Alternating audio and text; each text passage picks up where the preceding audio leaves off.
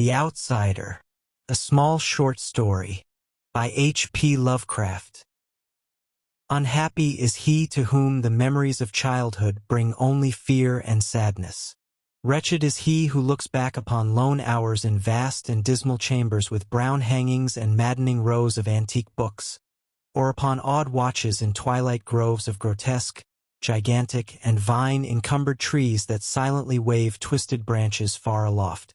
Such a lot the gods gave to me the dazed, the disappointed, the barren, the broken, and yet I am strangely content, and cling desperately to those sere memories, when my mind momentarily threatens to reach beyond to the other.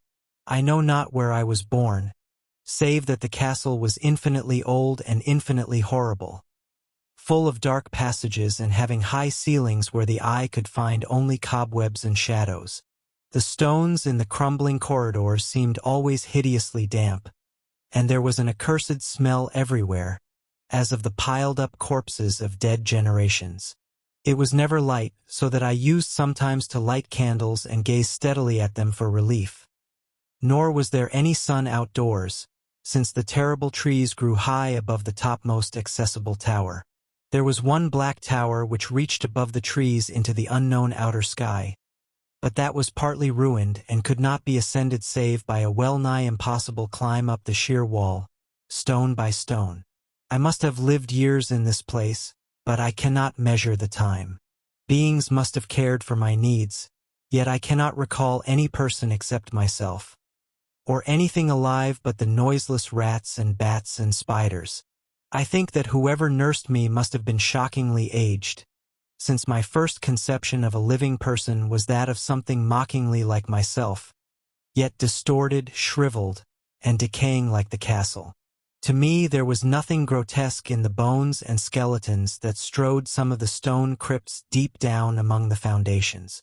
I fantastically associated these things with everyday events, and thought them more natural than the colored pictures of living beings which I found in many of the moldy books.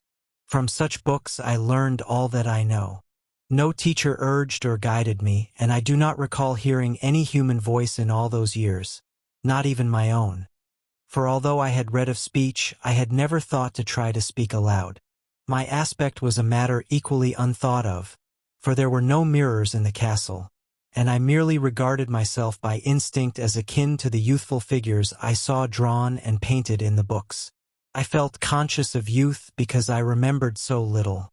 Outside, across the putrid moat and under the dark mute trees, I would often lie and dream for hours about what I read in the books, and would longingly picture myself amidst gay crowds in the sunny world beyond the endless forest. Once I tried to escape from the forest, but as I went farther from the castle the shade grew denser and the air more filled with brooding fear, so that I ran frantically back lest I lose my way in a labyrinth of night silence. So through endless twilights I dreamed and waited, though I knew not what I waited for. Then in the shadowy solitude my longing for light grew so frantic that I could rest no more, and I lifted entreating hands to the single black ruined tower that reached above the forest into the unknown outer sky.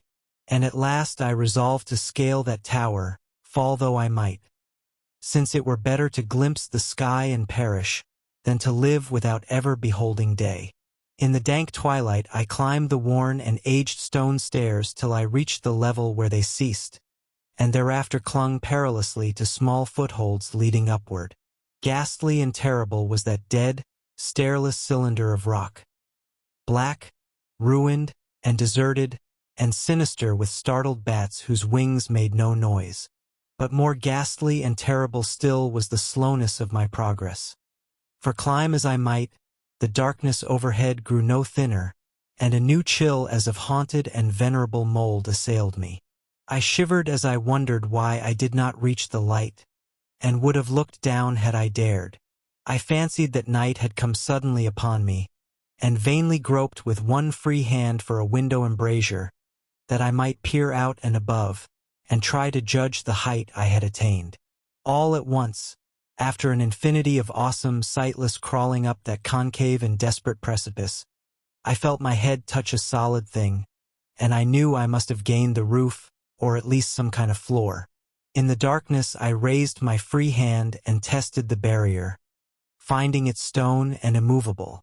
Then came a deadly circuit of the tower, clinging to whatever holds the slimy wall could give, till finally my testing hand found the barrier yielding, and I turned upward again, pushing the slab or door with my head as I used both hands in my fearful ascent. There was no light revealed above, and as my hands went higher I knew that my climb was for the nonce ended. Since the slab was the trapdoor of an aperture leading to a level stone surface of greater circumference than the lower tower, no doubt the floor of some lofty and capacious observation chamber. I crawled through carefully and tried to prevent the heavy slab from falling back into place, but failed in the latter attempt. As I lay exhausted on the stone floor, I heard the eerie echoes of its fall, but hoped when necessary to pry it open again. Believing I was now at a prodigious height, far above the accursed branches of the wood, I dragged myself up from the floor and fumbled about for windows, that I might look for the first time upon the sky and the moon and stars of which I had read. But on every hand I was disappointed, since all that I found were vast shelves of marble, bearing odious oblong boxes of disturbing size. More and more I reflected, and wondered what hoary secrets might abide in this high apartment so many eons cut off from the castle below. Then unexpectedly my hands came upon a doorway, where hung a portal of stone, rough with strange chiseling. Trying it, I found it locked, but with a supreme burst of strength I overcame all obstacles and dragged it open inward. As I did so there came to me the purest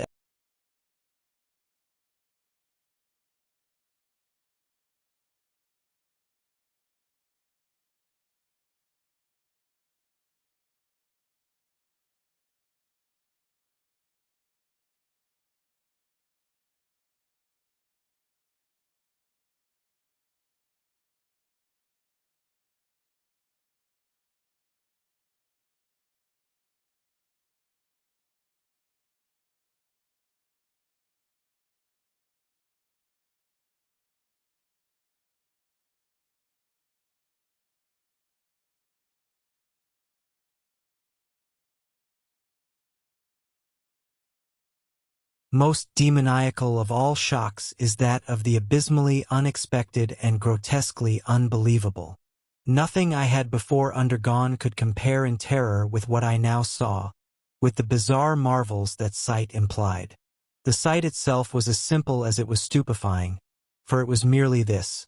Instead of a dizzying prospect of treetops seen from a lofty eminence, there stretched around me on a level through the grating nothing less than the solid ground, decked and diversified by marble slabs and columns, and overshadowed by an ancient stone church, whose ruined spire gleamed spectrally in the moonlight. Half unconscious, I opened the grating and staggered out upon the white gravel path that stretched away in two directions. My mind, stunned and chaotic as it was, still held the frantic craving for light, and not even the fantastic wonder which had happened could stay my course. I neither knew nor cared whether my experience was insanity, dreaming, or magic, but was determined to gaze on brilliance and gaiety at any cost. I knew not who I was, or what my surroundings might be, though as I continued to stumble along I became conscious of a kind of fearsome latent memory that made my progress not wholly fortuitous. I passed under an arch out of that region of slabs and columns, and wandered through the open country, sometimes following the visible road, but sometimes leaving it curiously to tread across meadows where only occasional ruins bespoke the ancient presence of a forgotten road. Once I swam across a swift river where crumbling, mossy masonry told of a bridge long vanished. Over 2 hours must have passed before I reached what seemed to be my goal, a venerable ivied castle in a thickly wooded park, maddeningly familiar, yet full of perplexing strangeness to me. I saw that the moat was filled in, and that some of the well-known towers were demolished, whilst new wings existed to confuse the beholder. But what I observed with chief interest and delight were the open windows, gorgeously ablaze with light and sending forth sound of the gayest revelry. Advancing to one of these, I looked in and saw an oddly dressed company, indeed, making merry and speaking brightly to one another. I had never, seemingly, heard human speech before, and could guess only vaguely what was said. Some of the faces seemed to hold expressions that brought up incredibly remote recollections. Others were utterly alien. I now stepped through the low window into the brilliantly lighted room, stepping as I did so from my single bright moment of hope to my blackest convulsion of despair and realization. The nightmare was quick to come, for as I entered, there occurred immediately one of the most terrifying demonstrations I had ever conceived. Scarcely had I crossed the sill when there descended upon the whole company a sudden and unheralded fear of hideous intensity, distorting every face and evoking the most horrible screams from nearly every throat. Flight was universal, and in the clamor and panic several fell in a swoon and were dragged away by their madly fleeing companions. Many covered their eyes with their hands and plunged blindly and awkwardly in their race to escape, overturning furniture and stumbling against the walls before they managed to reach one of the many doors. The cries were shocking, and as I stood in the brilliant apartment alone and dazed, listening to their vanishing echoes, I trembled at the thought of what might be lurking near me unseen. At a casual inspection the room seemed deserted, but when I moved toward one of the alcoves I thought I detected a presence there. A hint of motion beyond the golden arched doorway leading to another and somewhat similar room.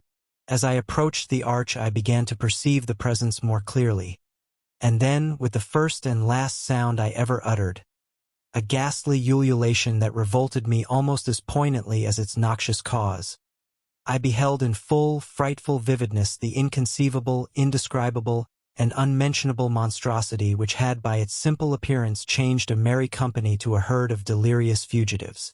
I cannot even hint what it was like, for it was a compound of all that is unclean, uncanny, unwelcome, abnormal, and detestable. It was the ghoulish shade of decay, antiquity, and desolation, the putrid, dripping eidolon of unwholesome revelation, the awful bearing of that which the merciful earth should always hide. God knows it was not of this world, or no longer of this world. Yet to my horror I saw in its eaten away and bone-revealing outlines a leering, abhorrent travesty on the human shape, and in its moldy, disintegrating apparel an unspeakable quality that chilled me even more. I was almost paralyzed, but not too much so to make a feeble effort toward flight. A backward stumble which failed to break the spell in which the nameless, voiceless monster held me. My eyes, bewitched by the glassy orbs which stared loathsomely into them, refused to close, though they were mercifully blurred, and shewed the terrible object but indistinctly after the first shock. I tried to raise my hand to shut out the sight, yet so stunned were my nerves that my arm could not fully obey my will. The attempt, however, was enough to disturb my balance, so that I had to stagger forward several steps to avoid falling. As I did so I became suddenly and agonizingly aware of the nearness of the carrion thing, whose hideous hollow breathing I half fancied I could hear.